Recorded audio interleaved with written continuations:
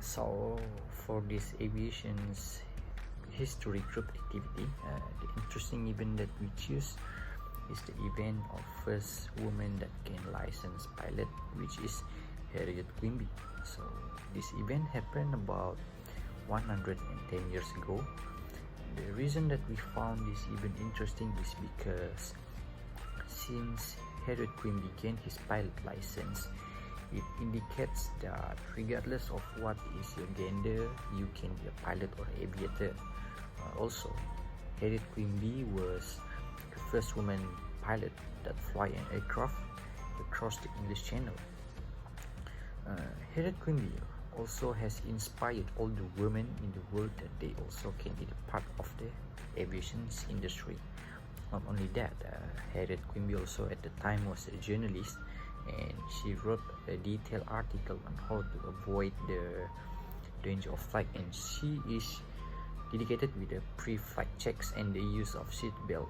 So we can see that Harriet Quimby was among the persons that really concerned about the flight safety during the early generations of aviation's development. Harriet Quimby was an American pioneering aviator, journalist, and film scriptwriter. In 1911, she was awarded as a U.S. pilot certificate by the Aero Club of America, becoming the first woman to gain a pilot license in the United States. In 1912, she became the first woman to fly across the English Channel.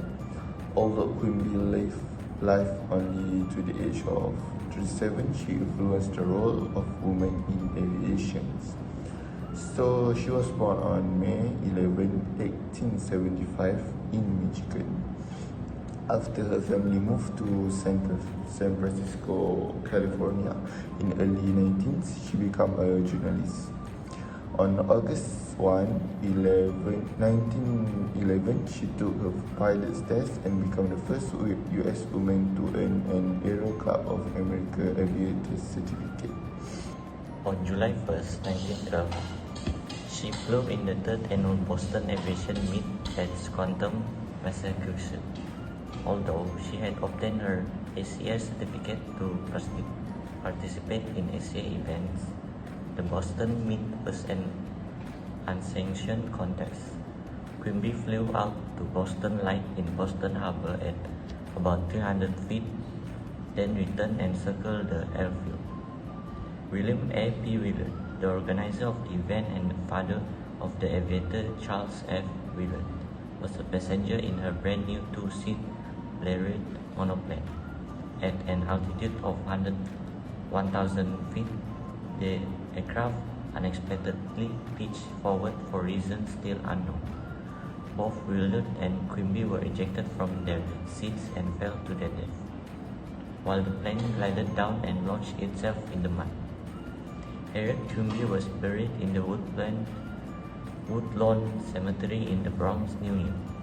The following year, her remains were moved to the Kensico Cemetery in Valhalla, New York.